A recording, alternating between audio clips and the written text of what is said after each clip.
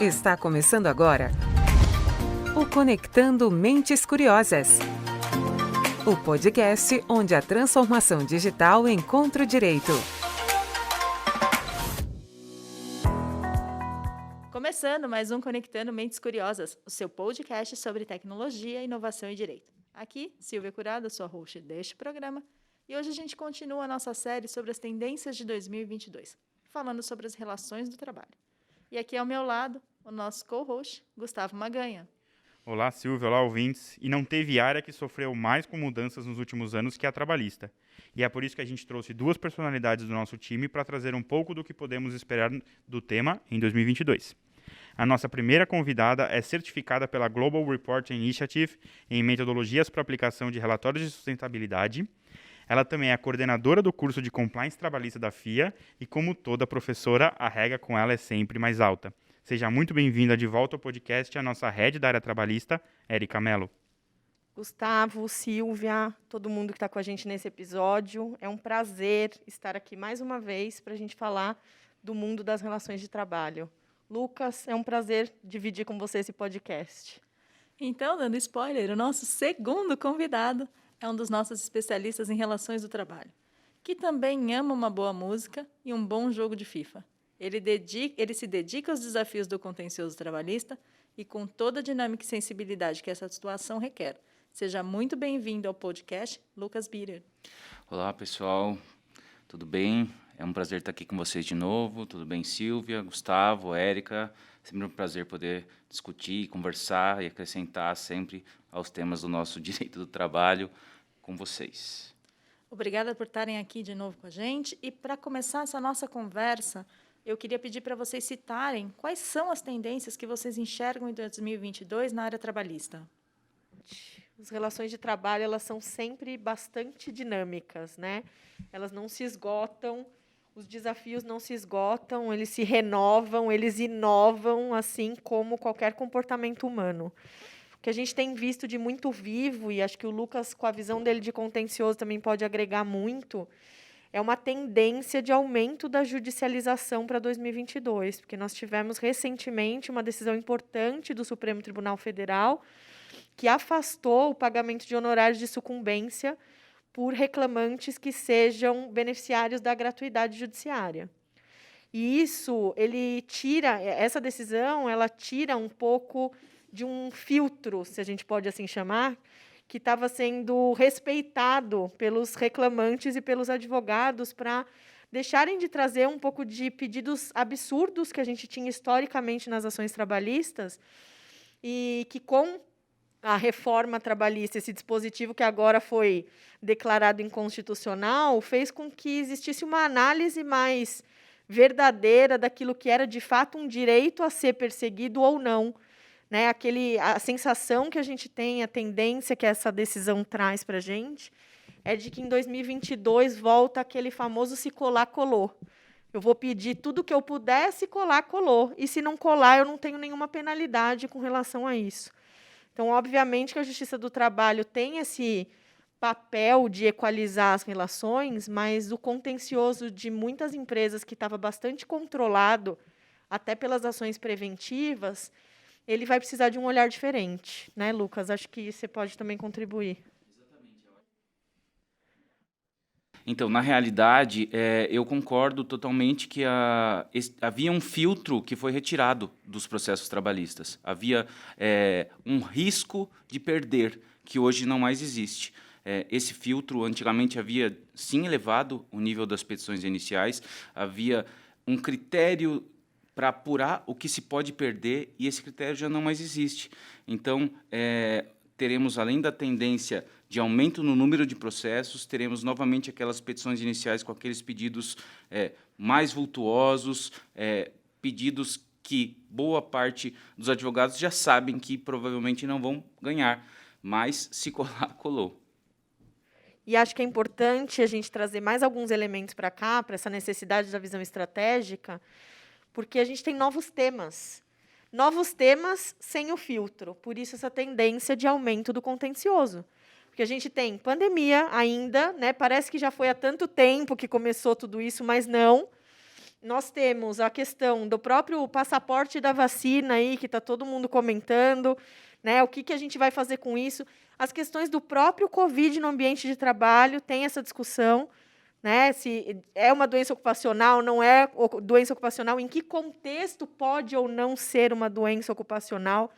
A saúde mental, que foi um ponto super, né, em alta nesse momento e que, de fato, em dados objetivos, impactou muito, não só na seara trabalhista, mas previdenciária, que é uma área correlata e que as empresas têm que ter esse olhar, porque ela causa impactos múltiplos, além de outros temas que estão bombando aí para a gente, como a LGPD, né, a própria privacidade e proteção de dados, o regime híbrido de trabalho. Então, são muitos temas novos, muitos deles que não existe uma legislação específica e que vão demandar, sim, um exercício de regulação e de autorregulação dessas relações e até de entender como o judiciário vai se comportar. Tudo isso somado a uma questão, gente, que nós vamos daqui a pouco completar aí 2 anos que a pandemia começou. E aí a gente entra numa outra questão que as empresas têm provocado a gente bastante, que é a prescrição. E aí, será que o que aconteceu lá no começo da pandemia já está prescrito? Ou eu ainda tenho risco de algum colaborador entrar com ação trabalhista pleiteando aquelas primeiras medidas que muita empresa teve que tomar no susto e não sabia muito bem como fazer e acabou assumindo alguns riscos? E aí o Lucas tem vivido isso, né, Lucas, na prática? Exatamente. Se a gente pensar com o início da pandemia entre abril e março lá de 2020, só nos primeiros 2 meses a gente já passava de mais de 1 milhão de pessoas demitidas. Existem matérias, estudos que os números de demissões eram perto de 500 por hora, é um negócio muito vultuoso. E se a gente pensar a prescrição bienal de uma forma simples, 2 anos após a demissão ocorrida, o direito de ação passa a não mais existir, né? E, porém, tivemos uma lei que trouxe um lapso aí de 140 dias que o período prescricional não conta. Existem esses processos já têm começado a chegar para a gente, mas há uma discussão sobre esse tema, né? Porque esses 140 dias ele vai se aplicar quando a prescrição venceria dentro desse lapso, ou só esse lapso vai valer ad eterno, vai valer para qualquer momento.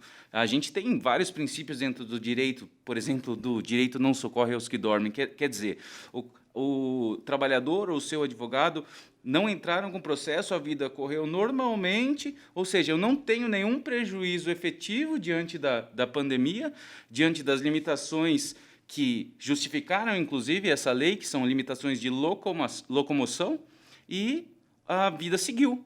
E esse lapso temporal vai beneficiar essas pessoas que não agiram dentro do tempo que sim existia.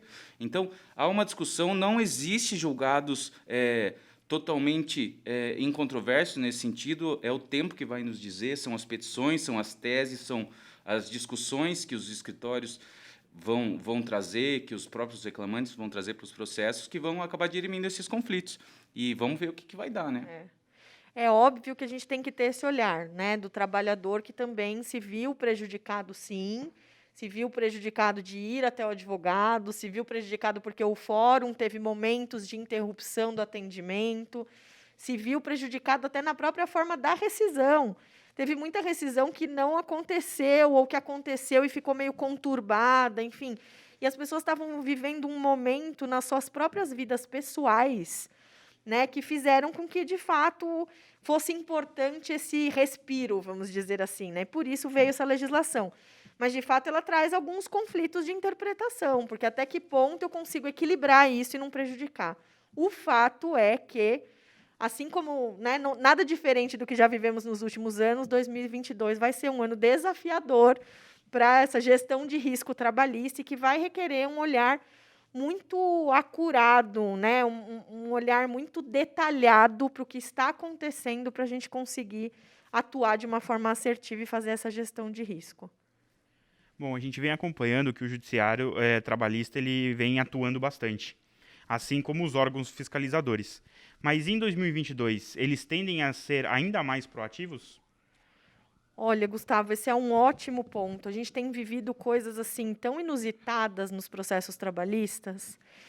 Nós temos casos, por exemplo, de que os juízes estão acessando o canal de denúncias nos sites da empresa para entender quando aquela demanda envolve alguma questão de compliance ou uma justa causa, e que a pessoa menciona que fez alguma denúncia e não foi apurada, não foi atendida, enfim. A gente vê, sim, um judiciário e os órgãos de fiscalização muito mais ativos, né? Fazendo valer aquilo que a gente aprende lá na faculdade, de que a prova é direcionada ao juiz, a prova é do juiz, não é da parte. E a gente está vendo isso acontecer. A gente já tem sentenças baseadas no Internet Archive Wayback Machine, por exemplo, onde eu tenho a alegação de uma parte de que aquilo existia, por exemplo, na intranet da empresa ou no site da empresa, né, quando envolve uma imagem do funcionário ou quando envolve uma menção a alguma coisa, e aí uma parte diz que sim, outra parte diz que não, o juiz vai lá e fala, então eu mesmo vou apurar.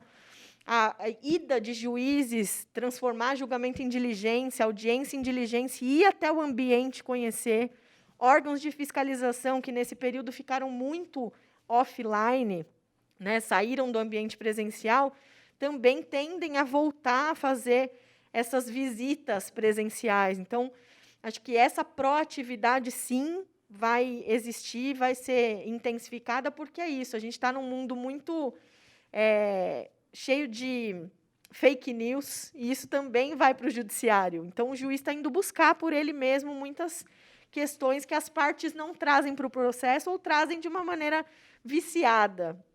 Eu acho que, na realidade, também, a gente que passou por um ambiente virtual, um ambiente até de audiências virtuais, né? Dentro de um processo trabalhista, a audiência vale muito mais que uma prova documental. Ela é capaz de quebrar inúmeros anos de controle de jornada trazidos ao processo, assinados. Se eu tenho uma audiência que se comprova que existia uma outra realidade, tudo isso é revertido. E eu acho que essa pessoalidade, esse olho no olho que as audiências virtuais trouxeram, por exemplo, fez os juízes irem atrás de mais coisas que tragam um convencimento dele, né? Porque as coisas mudaram. Antigamente, você ia para uma audiência e o juiz falava lá para a testemunha na frente dela, se você mentir, você vai sofrer as penas da lei, você pode aqui ser preso. E hoje, eu acho que essa tensão de audiência diminuiu consideravelmente. Está mais fácil para essas pessoas irem para a audiência e falarem coisas um pouco mais distantes da verdade. Então, eu acho que essa proatividade do juiz decorre até para trazer mais essa pessoalidade que se perdeu e provavelmente nunca mais vai ser recuperada. Não faz mais sentido que eu me desloque daqui de Alphaville lá para Barra Funda para fazer uma audiência inicial que vai durar 5 minutos. Enfim, a tecnologia trazendo ali os benefícios e trazendo algumas perdas de proximidade com o processo, e eu vejo isso como uma solução buscada por esses juízes, por exemplo. Sem dúvida, sem dúvida. Acho que isso vai fazer toda a diferença. Essa é a tendência, a gente tem que estar atento para isso, né? Não é só o que eu levo ou o que o lado de lá vai ou não levar. É pensar no que o juiz tem de bagagem também sobre aquele assunto e o que ele pode ir buscar. Vai além dos limites do processo, né? E esse é um ambiente que as empresas precisam ficar atentas. Não só as empresas, mas as empresas, os trabalhadores, os advogados de trabalhadores, porque é uma nova realidade aí que está posta. Então, falando um pouquinho das ações que envolvem a proteção e a privacidade de dados, essas também devem crescer, certo? Essa é uma nova realidade. E o que as empresas precisam estar atentas em relação a esse tema? Privacidade e proteção de dados está na pauta das empresas há algum tempo, né? A gente vem aí, pelo menos desde 2018, para aquelas que não são multinacionais e já estavam obrigadas a cumprir o regulamento europeu, mas esse processo de adequação já é algo que hoje está bem mais maduro do que a gente viu alguns anos atrás. De qualquer forma, fazendo essa conexão com os possíveis conflitos trabalhistas ou não, existem pautas que já aconteciam nos processos trabalhistas e que só ganham uma nova roupagem. Então, se a gente for olhar para limites de desconexão, limites de eu conseguir auditar os equipamentos pessoais que o trabalhador utiliza no seu dia a dia de trabalho, Isso tudo já estava em pauta, né? Eu limitar o que ele acessa, o que ele manda para o seu próprio e-mail, para o seu e-mail particular, o que ele consegue copiar em mídias, né, para utilizar fora do ambiente seguro da empresa, isso tudo já era algo que estava em pauta e que ganha uma força muito maior. Por quê? Porque ultrapassa a relação trabalhista, né? A empresa, como controladora de dados, como diz a legislação, ela compartilha com aquele colaborador uma responsabilidade muito grande pelo que ele circula. Então, não é algo que fica só na relação empregado-empregador, mas sim da relação do titular que pode ir atrás da empresa, requerendo os direitos dele de algo que o colaborador da empresa pode ter agido de uma forma a desviar aquela política de proteger esses dados. Então, acho que aqui o que a gente tem visto, né, a empresa tem que ter um olhar e cuidar muito do seu colaborador, ou seja ele empregado, prestador de serviço, autônomo, qualquer relação de trabalho que tenha. Eu enxergo 2 vieses. Um, que aquela pessoa é um titular de dados em relação àquela empresa, e ela tem os seus direitos como tal, independentemente da relação que ela tem com a empresa, ela é um titular perante a LGPD, e, ao mesmo tempo, ela está num contexto de tratar dados de outros titulares. E é daí que tem que ter essa preocupação, porque, como a gente fala, a pauta precisa ser educativa, né? Precisa existir uma transformação da cultura organizacional para que a gente reflita todo esse trabalho que as empresas têm tido de ficar em conformidade com a LGPD, traduzido em comportamento. Essa é a parte mais importante. A justiça do trabalho, ela se baseia na verdade real. Então, o que vale? Vale o que ficar comprovado como eram os fatos que aconteciam na dinâmica da empresa. Isso é o que vale na audiência. O Lucas está aqui e não me deixa mentir. E tentando pensar aqui na questão da LGPD, trazendo novamente aqui mais para o meu mundo de contencioso, a gente passa a ter uma responsabilidade como advogados a como levar os documentos trazidos, às vezes de uma forma um pouco desenfreada ou não tão tratada pelas empresas, para o processo. A gente entender a necessidade e a consequência de juntada de eventual documento, a necessidade de se juntar eventual documento de forma sigilosa num processo, o cuidado que os contenciosos de massa vão ter, porque a gente sabe aqui que dentro de uma cadeia, o cliente vai mandar aqueles documentos básicos para todos os processos, e isso geralmente sempre é juntado. Então, aqui temos, assim, uma necessidade de um filtro do jurídico, para saber como que a gente vai fazer essa análise, se a gente vai cortar alguns desses documentos que eram passados num pacote básico ali, normal de todos os processos. Enfim, essa tratativa passa a ser nossa também, porque uma vez os documentos que nos forem passados vão precisar dessa análise, desse filtro, para serem juntados nos processos posteriormente. Exatamente. E acho que, então, aqui é mais esse cuidado, né, da gente pensar em como é que a gente harmoniza todo esse cenário para mensurar os riscos e mitigar. Vai valer o quê? O que vale mais? O que vale mais? A prática. A evidência documental jamais vai valer mais do que uma pessoa que vive a realidade da empresa na frente de um juiz contando o que acontece. Né? A gente tem um podcast gravado recentemente sobre isso, tratando de uma justa causa de alguém que encaminhou para o seu e-mail particular dados da empresa, dados pessoais envolvendo planilhas, enfim, dados da empresa para o seu e-mail particular, fora da política. A justa causa foi mantida por quê? Porque o depoimento testemunhal mostrou que existia uma cultura de privacidade e proteção de dados, que as demais pessoas que não estavam envolvidas no desvio confirmaram que aquilo era uma prática indevida. Então, privacidade e proteção de dados, ela vai ter, sim, essa nuance. O ambiente agora é predominantemente híbrido, na maioria das circunstâncias das relações trabalhistas. A gente tem um mundo virtual muito misturado com o ambiente presencial. Essa volta para o presencial também requer uma reeducação de algumas coisas, né, das políticas de o que você faz com o seu papel, com seus arquivos, coisas que, no começo, quando começou a adequação LGPD, a gente despertou muito isso nas empresas, falar, não esquece que não é só o mundo virtual, é a pastinha que fica lá no arquivo suspenso, é o atestado que fica em cima de uma mesa, é o atestado que circula no grupo de WhatsApp, é a política de WhatsApp.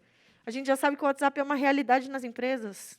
Quem vai conseguir proibir isso ou eliminar, né, ele como uma ferramenta de comunicação? Não vai. Então, o que a gente precisa fazer? Deixar a regra clara, evitar conflito, enfim, harmonizar essa situação. Acho que até os próprios treinamentos, né, internos, porque você acabou de trazer um exemplo aqui, uma prova testemunhal, ou seja, não é só uma política escrita, é uma política comprovada, uma política conversada, uma política propagada de fato, porque o documento nem sempre vai falar tudo. É cultura, né? Essa é a diferença entre a política e a cultura. É cultura, é comportamento.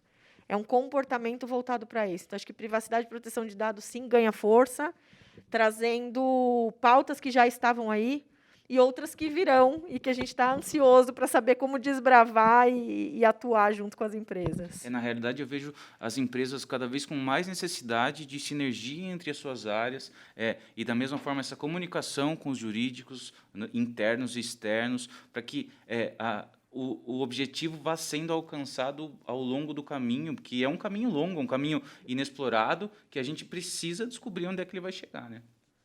E até pensando em todo esse contexto, a tendência é que as empresas precisem ser bastante estratégicas e buscar novas formas de exercitar e tratar os riscos trabalhistas. Queria pedir para vocês falarem um pouco sobre metodologias que podem ser utilizadas para esse novo olhar, como, por exemplo, a materialidade obtida pelo Employee Experience. Como é que ela funciona? Poxa, Gustavo, isso é tão legal, porque assim, a gente começa a ser desafiado com esses novos temas e com essas novas realidades das relações trabalhistas, com essa dinâmica social que vai mudando o tempo todo, e a gente começa a procurar formas de entender por que o conflito nasce.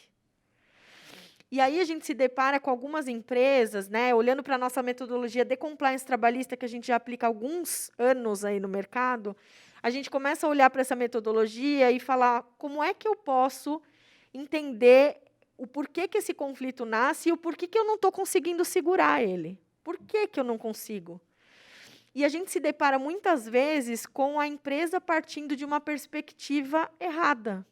Errada em que sentido? Ela parte da perspectiva dela, do que ela entende que pode ser um risco, e não da perspectiva de quem está do outro lado vivendo aquela relação de uma outra forma, em um outro contexto, com outro nível de maturidade, né? com vários níveis de maturidade, com outras influências que não são só o mundo corporativo.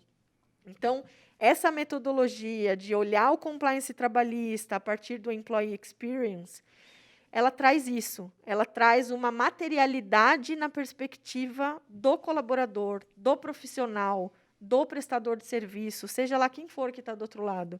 Eu preciso entender o que esta pessoa pode se incomodar. Por que pode nascer um conflito? E, para isso, eu tenho que entender o que essa pessoa tem para me falar. Algumas empresas ainda têm receio disso, né? Acham que tem temas que é melhor a gente não mexer. E eu sempre, nas empresas que a gente tem trabalhado com essa metodologia, eu sempre digo o seguinte, o tema já está lá. Não mexer é uma opção, né? Mas ele já existe. Então, mexer, obviamente, né, com esses temas, com esses tabus que existem nas empresas, de uma forma cuidadosa, obviamente, mas entender significa trabalhar melhor a gestão do risco. Significa atuar preventivamente, acabando com aquele risco, muitas vezes. Não é nem mitigar, é eliminar o risco. Eu não vou diminuir, eu vou eliminar. Por quê? Porque eu tenho mecanismos de entender isso. Isso em sustentabilidade a gente faz muito, né? Quando você olha para relatório de sustentabilidade, que é uma das experiências que eu tenho aí ao longo desses anos, quando você fala de relatório de sustentabilidade, você parte da perspectiva do que os meus stakeholders querem ouvir, e não do que eu quero falar. O que eu quero falar é muito confortável para mim. Eu quero falar de temas que não me machucam, que não são a minha dor, que não são meu ponto fraco. Só que o meu stakeholder quer ouvir outra coisa. E aí isso me dá mensagens que talvez eu não esteja preparado para resolver no momento, mas não tem problema. Eu posso estabelecer um cronograma estratégico para tratar esses temas. Eu posso ter ações estruturadas de curto, médio e longo prazo de acordo com essa minha matriz de materialidade. Então, esse trabalho que a gente vem fazendo tem sido muito efetivo, e para 2022 eu tenho certeza de que vai ser uma ferramenta muito valiosa, metodologias que as empresas precisam levar para dentro, que é esse olhar do seu stakeholder. Né? Às vezes, eu estou fazendo tudo certo, mas Employee Experience é uma das metodologias, mas assim, eu estou fazendo tudo certo, mas eu perco os processos. Por quê? Por que que o judiciário está enxergando diferente do que você acha que está fazendo tudo certo? Né? Por quê? E aí o porquê é partindo da perspectiva do judiciário, e não do que eu acho.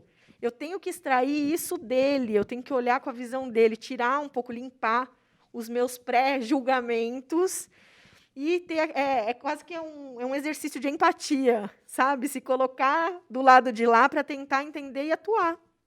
Então, acho que essa é uma tendência cada vez maior da gente conseguir ter essa visão multi-stakeholders para atuar de uma maneira mais assertiva e que eu tenho certeza que vai impactar positivamente no controle e na gestão do passivo trabalhista, né, Lucas?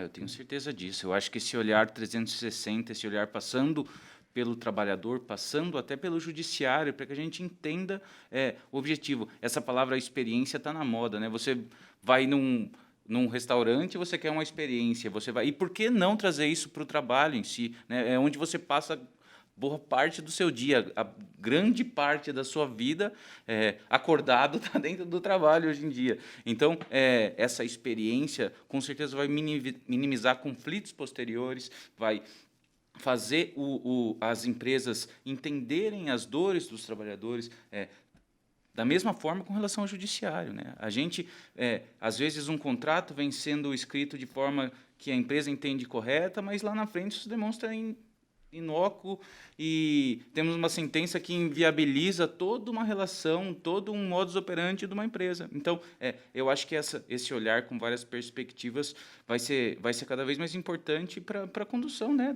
não só dos processos trabalhistas, enfim, da justiça como um todo. Conhecer as suas fragilidades a partir de outras perspectivas. Acho que essa é uma dica que a gente pode deixar aqui para todo mundo, é essa reflexão.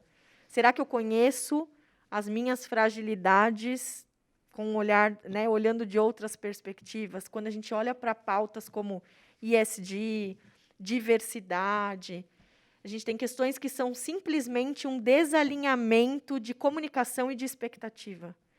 Então, pode ser que o meu público, que os meus stakeholders estejam querendo falar de diversidade, estejam querendo apontar situações em que eles se frustram relacionadas a esses e outros temas, e tudo bem se eu não estiver preparado para falar naquele momento. Né? O grande resultado de eu ir olhar para isso é eu saber, então, o que eu vou fazer, em quanto tempo eu vou ter maturidade para tratar isso de uma outra forma. Porque, senão, eu vou ser sempre refém da frustração dos meus stakeholders e não vou saber atuar e não vou conseguir atuar, mesmo que eu queira.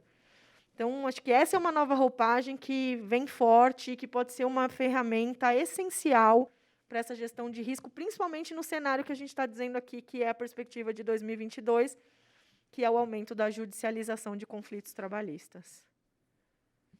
Bom, eu quero agradecer Érica e Lucas por estarem presentes aqui conosco, compartilhando um pouco do conhecimento de vocês. E se alguém está ouvindo esse episódio pela primeira vez, como é que eles conseguem encontrar vocês nas redes sociais? Bom, para mim é um prazer estar aqui novamente gravando sobre 2022, né? Já é uma prática nossa recorrente falar das perspectivas, e é muito legal depois a gente olhar para os anteriores e ver o que a gente falou lá atrás, o que aconteceu. Então, para quem está nos ouvindo, né, obrigada por nos acompanhar, por compartilhar com a gente esses momentos de reflexão. E o nosso podcast está lá, o do ano passado está lá, né? Quer dizer, não é nem o ano passado, é esse ano, 2021. Tem lá as perspectivas que a gente imaginou para 2021 e que nos mostram o quanto isso foi e o que veio de novo e que a gente não previa, o quanto a gente precisa atuar. Então, para me encontrar no LinkedIn é Érica Mello. É super fácil, a gente está nas redes, pela rede do PG também, pelo podcast, enfim. Estamos aí conectados para a gente conversar mais sobre isso e que venham os desafios. Legal. O meu LinkedIn é Lucas Bierer, e também é muito gostoso estar aqui com vocês para a gente poder discutir, tentar prever algumas questões, algumas parecem óbvias e o tempo vai dizer se a gente estava certo ou não, mas é muito gostoso participar dessa conversa e espero encontrar vocês em breve novamente. Obrigada por vocês estarem aqui, foi muito bom ter vocês nessa conversa. Gustavo, sempre bom ter você aqui ao meu lado conduzindo os episódios. Antes de me despedir, um agradecimento especial a todo mundo que ficou com a gente até aqui. E se esse conteúdo agregou para você, vai lá, compartilha com a sua rede, com seus contatos, para que a gente consiga conectar outras mentes curiosas. Segue também o @PG Advogados no Instagram, no LinkedIn, no Facebook, para não perder nenhum dos nossos conteúdos. E se você chegou aqui hoje, já que esse é o nosso segundo episódio da 4ª temporada, eu te convido a conhecer tudo que a gente já falou por aqui. Então, vai lá, acessa o Spotify, a Apple Podcast, o Deezer ou a sua plataforma favorita e aproveita todo esse conteúdo. E como último lembrete, agora a gente também está no YouTube, então a gente tem esse conteúdo que a gente está gravando hoje em áudio, que também pode ser visto em vídeo. Então, vai lá, ativa o seu sininho para não perder nenhum dos nossos conteúdos. A função sininho também existe no Spotify, então põe lá para cada estreia que a gente fizer por aqui, você também ser notificado. Eu vou ficando por aqui e te encontro no próximo Conectando Mentes Curiosas. Até lá!